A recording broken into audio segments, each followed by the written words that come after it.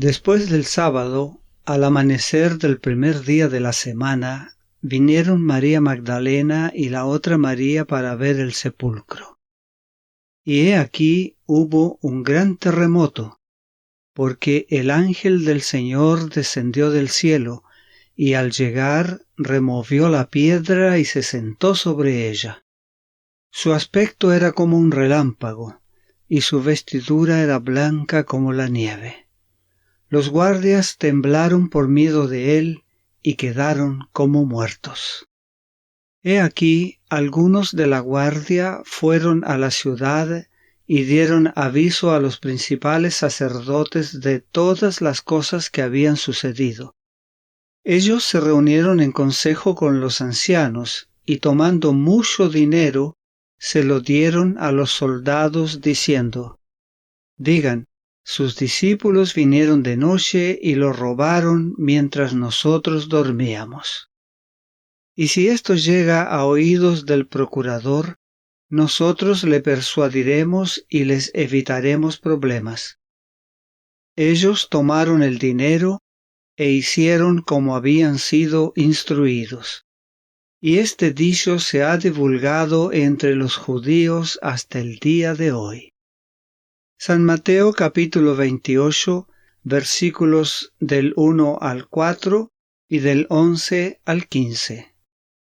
La noche del primer día de la semana estaba a punto de terminar. Había llegado la hora más oscura, precisamente antes del amanecer. Jesús estaba prisionero en su estrecha tumba. La gran piedra todavía estaba en su lugar, y el sello romano estaba intacto. Los soldados romanos seguían vigilando. Y había observadores invisibles. Las huestes de ángeles malos también estaban presentes. El príncipe de las tinieblas, junto con su ejército apóstata, si hubiese sido posible, habría mantenido para siempre sellada la tumba que guardaba al Hijo de Dios. Pero un ejército celestial rodeaba el sepulcro. Esos ángeles, excelsos en poder, custodiaban la tumba y estaban ansiosos por saludar al príncipe de la vida. Y he aquí hubo un gran terremoto, porque el ángel del Señor descendió del cielo. Revestido con la armadura de Dios, este ángel dejó los atrios celestiales. Los resplandecientes rayos de la gloria de Dios lo precedieron e iluminaron su camino. Su aspecto era como un relámpago, y su vestidura era blanca como la nieve. Los guardias temblaron por miedo de él y quedaron como muertos. ¿Dónde está ahora, sacerdotes y gobernantes, el poder de vuestra guardia? Esos valientes soldados que nunca habían temido al poder humano son ahora como cautivos tomados sin espada ni lanza. El rostro que miran no es el de un guerrero mortal, sino la del ser más poderoso del ejército del Señor. Es el ángel que ocupa la posición de la cual cayó Satanás. Es aquel que proclamó el nacimiento de Cristo en las colinas de Belén. Al acercarse, la tierra tiembla, los demonios huyen, y mientras él retira la piedra, el cielo parece haber descendido a la tierra.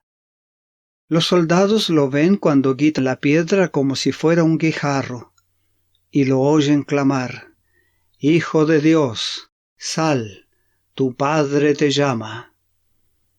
Ven a Jesús saliendo de la tumba y le oyen proclamar: «Yo soy la resurrección y la vida». Cuando sale con majestad y gloria, la hueste angélica se postra en adoración ante el Redentor y lo saludan con cantos de alabanza. Un terremoto señaló la hora en que Cristo depuso su vida, y otro terremoto indicó el momento en que triunfante la volvió a tomar.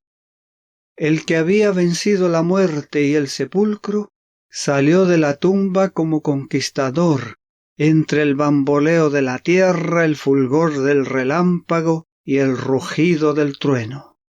En el momento de la muerte de Jesús, los soldados habían visto la tierra envuelta en la oscuridad al mediodía, pero en la resurrección vieron el resplandor de los ángeles iluminar la noche y oyeron a los habitantes del cielo cantar con grande gozo y triunfo: Has vencido a Satanás y los poderes de las tinieblas, has tragado la muerte en victoria. Cristo surgió de la tumba glorificado, y la guardia romana lo contempló. Sus ojos estaban clavados en el rostro de aquel de quien se habían burlado y ridiculizado tan recientemente. En este ser glorificado contemplaron al prisionero a quien habían visto en el tribunal, aquel para quien habían trenzado una corona de espinas. Este era el que había estado sin ofrecer resistencia delante de Pilato y de Herodes, aquel cuyo cuerpo había sido lacerado por el cruel látigo, aquel a quien habían clavado en la cruz, hacia quien los sacerdotes y gobernantes llenos de satisfacción propia habían sacudido la cabeza diciendo: a otros salvó, a sí mismo no se puede salvar. Este era aquel que había sido puesto en la tumba nueva de José. El decreto del cielo había librado al cautivo. Montañas acumuladas sobre montañas sobre su sepulcro no podrían haberle impedido salir.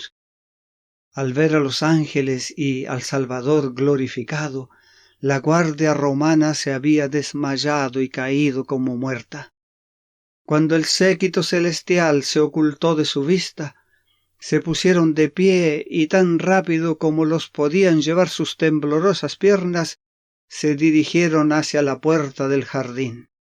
Tambaleándose como borrachos, se dirigieron apresuradamente a la ciudad, contando a cuantos encontraban la maravillosa noticia. Se dirigían a donde estaba Pilato, pero su informe fue llevado a las autoridades judías, y los sumos sacerdotes y príncipes ordenaron que fuesen primero a su presencia. Estos soldados ofrecían una extraña apariencia. Temblorosos de miedo, con los rostros pálidos, daban testimonio de la resurrección de Jesús. Contaron todo lo que habían visto. No habían tenido tiempo de pensar en otra cosa que no sea la verdad. Con voz sincera dijeron que el que había sido crucificado era el Hijo de Dios, y que habían escuchado a un ángel proclamarlo como la majestad del cielo, el Rey de la gloria. Los rostros de los sacerdotes se volvieron blancos como de cadáveres. Caifás trató de hablar. Sus labios se movieron, pero no expresaron sonido alguno. Los soldados estaban a punto de abandonar la sala del concilio cuando una voz los detuvo. Caifás finalmente había logrado hablar. «Esperen, esperen», exclamó. «No digan a nadie lo que han visto». Los soldados debían presentar un informe falso. Digan que sus discípulos vinieron de noche y lo hurtaron estando nosotros dormidos. Pero los sacerdotes no se dieron cuenta de que cayeron en una grave contradicción. ¿Cómo podrían los soldados, de hecho, decir que los discípulos habían robado el cuerpo mientras ellos dormían? Si estaban durmiendo, ¿cómo podrían saberlo? Y si se pudiera demostrar que los discípulos habían robado el cuerpo de Jesús, ¿no serían los sacerdotes los primeros en condenar a los centinelas? O si los centinelas se hubieran quedado dormidos al lado de la tumba, ¿No habrían sido los sacerdotes los primeros en acusarlos ante Pilato? Los soldados estaban horrorizados ante la idea de atraer sobre sí mismos la acusación de dormir en su puesto. Este era un delito punible de muerte. ¿Deberían dar falso testimonio, engañar a la gente y poner en peligro sus propias vidas? ¿Acaso no habían cumplido su penosa vela con alerta vigilancia? ¿Cómo podrían soportar el juicio aún por el dinero si se perjuraban? Para acallar el testimonio que temían, los sacerdotes prometieron asegurar la vida de la guardia, diciendo que Pilato no deseaba más que ellos que circulase un informe tal. Los soldados romanos vendieron su integridad a los judíos por dinero. Llegaron ante los sacerdotes cargados con un mensaje de verdad sumamente sorprendente. Salieron cargados de dinero y en sus lenguas un informe mentiroso fraguado para ellos por los sacerdotes. Mientras tanto, el informe de la resurrección de Jesús había sido llevado a Pilato. Aunque Pilato era responsable por haber entregado a Jesús a la muerte, se había quedado relativamente despreocupado. Aunque había condenado de muy mala gana al Salvador y con un sentimiento de compasión, no había sentido hasta ahora ninguna contrición real. Con terror se encerró entonces en su casa, resuelto a no ver a nadie. Pero los sacerdotes penetraron hasta su presencia, contaron la historia que habían inventado y le instaron a pasar por alto la negligencia que habían tenido los centinelas con su deber. Pero antes de consentir en esto, él mismo interrogó en privado a los guardias. Ellos, temiendo por su propia seguridad, no se atrevieron a ocultar nada, y Pilato obtuvo de ellos un relato de todo lo que había sucedido. No llevó el asunto más adelante, pero desde entonces no hubo paz para él. Cuando Jesús fue puesto en la tumba, Satanás triunfó. Se atrevió a esperar que el Salvador no volviera a tomar su vida. Reclamó el cuerpo del Señor y puso su guardia en derredor de la tumba, procurando retener a Cristo como prisionero. Se airó acerbamente cuando sus ángeles huyeron al acercarse el mensajero celestial. Cuando vio a Jesús salir triunfante, supo que su reino acabaría y que él finalmente habría de morir. Al dar muerte a Cristo, los sacerdotes se habían hecho instrumentos de Satanás. Ahora estaban completamente en su poder. Se enredaron en una trampa de la cual no vieron escapatoria, sino en continuar su guerra contra Jesús. Cuando oyeron el informe de la resurrección de Jesús, temieron la ira del pueblo. Sintieron que sus propias vidas estaban en peligro. Su única esperanza consistía en negar la resurrección de Jesús, demostrando que éste era un impostor. Sobornaron a los soldados y, habiendo obtenido el silencio de Pilato, difundieron su mentiroso informe. Pero había testigos a quienes no podían silenciar. Muchos habían oído el testimonio de los soldados en cuanto a la resurrección de Jesús. Y ciertos muertos que salieron con Jesús aparecieron a muchos y declararon que había resucitado. Fueron comunicados a los sacerdotes informes de personas que habían visto a esos resucitados y oído su testimonio. Los sacerdotes y príncipes estaban en continuo temor. No fuese que mientras andaban por las calles o en la intimidad de sus hogares, se encontrasen frente a frente con Jesús. Sentían que no había seguridad para ellos. Los cerrojos y las trancas ofrecerían muy poca protección contra el Hijo de Dios. De día y de noche esta terrible escena del tribunal en que habían clamado «Su sangre sea sobre nosotros y sobre nuestros hijos», estaba delante de ellos. Nunca más se habría de desvanecer de su espíritu el recuerdo de esa escena. Nunca más podrían dormir tranquilamente. Cuando la voz del poderoso ángel fue oída junto a la tumba de Cristo diciendo, «Tu Padre te llama», el Salvador salió de la tumba por la vida que había en él. Quedó demostrada la verdad de sus palabras. «Yo pongo mi vida para volverla a tomar.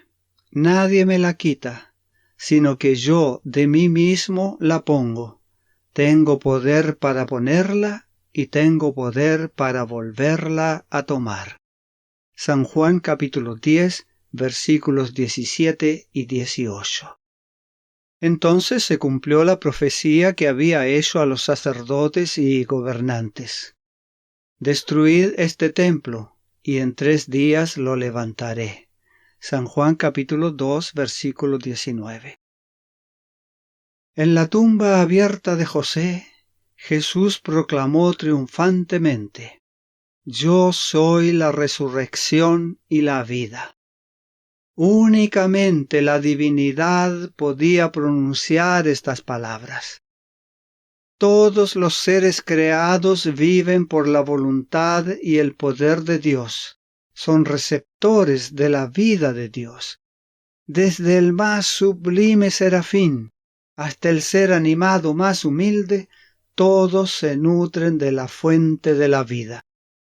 Únicamente aquel que es uno con Dios podía decir, «Tengo poder para poner mi vida y tengo poder para tomarla de nuevo». En su divinidad Jesús poseía el poder de romper las ligaduras de la muerte. Jesús resucitó de entre los muertos como primicia de aquellos que duermen. Estaba representado por la gavilla agitada y su resurrección se realizó en el mismo día en que esa gavilla era presentada delante del Señor. Durante más de 1000 años se había realizado esa ceremonia simbólica.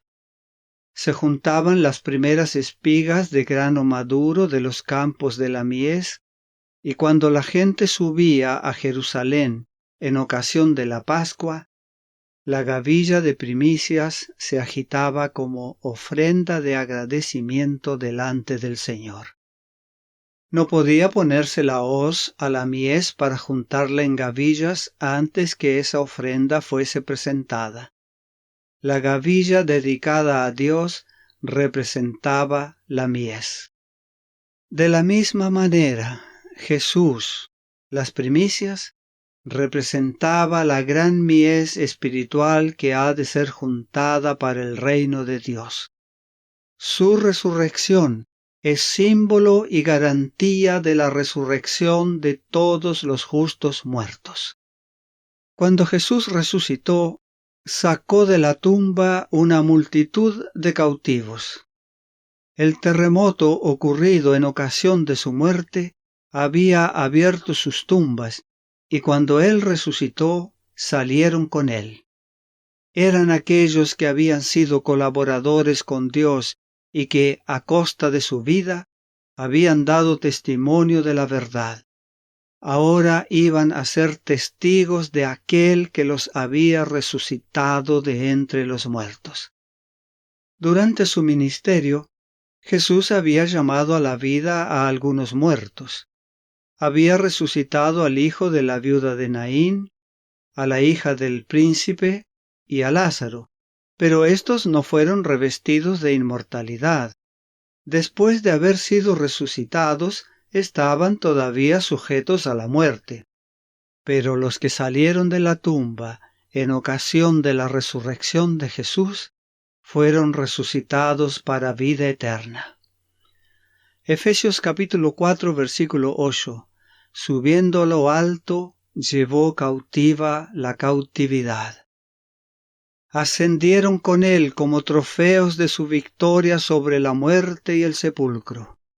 Estos, dijo Jesús, no son ya cautivos de Satanás. Los he redimido, los he traído de la tumba como primicias de mi poder, para que estén conmigo donde yo esté y no vean nunca más la muerte ni experimenten dolor. Estos entraron en la ciudad y aparecieron a muchos declarando: Jesús ha resucitado de los muertos y nosotros hemos resucitado con él. Así fue inmortalizada la sagrada verdad de la resurrección. La resurrección de Jesús ilustró el cumplimiento de la profecía. Isaías capítulo 26, versículo 19. Pero tus muertos vivirán, sus cadáveres volverán a la vida. Despierten y griten de alegría, moradores del polvo, porque tu rocío es como el rocío de la mañana, y la tierra devolverá a sus muertos. Para el creyente, Jesús es la resurrección y la vida. En nuestro Salvador, la vida que se había perdido por el pecado es restaurada, porque Él tiene vida en sí mismo para vivificar a quienes Él quiera. Está investido con el derecho de dar la inmortalidad. La vida que Él depuso en la humanidad la vuelve a tomar y la da a la humanidad. Él dijo: Yo he venido para que tengan vida y la tengan en abundancia. San Juan 10, versículo 10. El que bebiere del agua que yo le daré, no tendrá sed jamás, sino que el agua que yo le daré será en él una fuente de agua que salte para vida eterna. San Juan 4, versículo 14. El que come mi carne y bebe mi sangre tiene vida eterna, y yo le resucitaré en el día postrero. San Juan 6, versículo 54. Sí, para el creyente la muerte es una experiencia marginal. Jesús habla de ella como algo momentáneo. San Juan capítulo 8, versículo 51. De cierto les digo, que si alguno guarda mi palabra, nunca verá la muerte para siempre.